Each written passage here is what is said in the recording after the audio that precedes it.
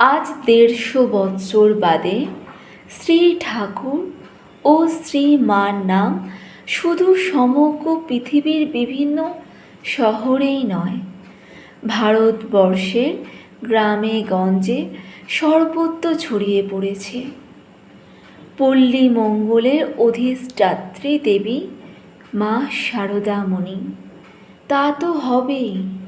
তিনি নিজেই ছিলেন পল্লীর বালিকা, স্বয়ং স্মৃতিচারণা করেছেন। আমোদর নদী ছিল আমাদের গঙ্গা। গঙ্গা স্নান করে সেখানে বসে মুড়ি খেয়ে আবার ভাইদের নিয়ে বাড়ি আসতুম। ছেলেবেলায় গলা সমান জলে নেবে গরুর জন্য দলা ঘাস কেটেছি, খেতে মনীষীদের জন্য মুড়ি নিয়ে যেতুম। একবার ১২৭১ বঙ্গাব্দে সেখানে কি দুর্ভিক্ষ লাগলো, কত লোক যে খেতে না পেয়ে আমাদের বাড়িতে আসতো। আমাদের আগের বছরের ধান মড়াই বাঁধা ছিল। বাবা সেই সব ধানে চাল করিয়া কলাইয়ের ডাল দিয়ে হাঁড়ি হাঁড়ি খিচুড়ি রাঁধিয়া রাখতেন।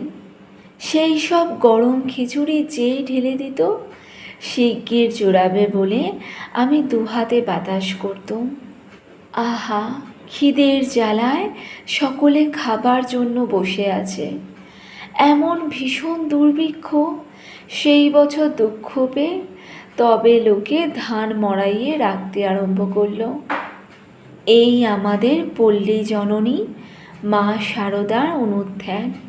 ঊনবিংশতি বৎসর বয়সে মা শারদামণি দক্ষিণেশ্বরে শ্রীরামকৃষ্ণের নিকট আসেন এবং তাঁর সেবায় নিযুক্ত থাকেন। তখনই তিনি পরম পতির দ্বারা ষোড়শী রূপে পূজিতা হন। ২৪শে জ্যৈষ্ঠ ১২৭৯ এবং অতি শীঘ্র আধ্যাত্মিকতার চরম সোপান সমাধিভূমিতে আরোহণ করেন। সেই অলৌকিক কাহিনীর বিশ্লেষণ কে করবে?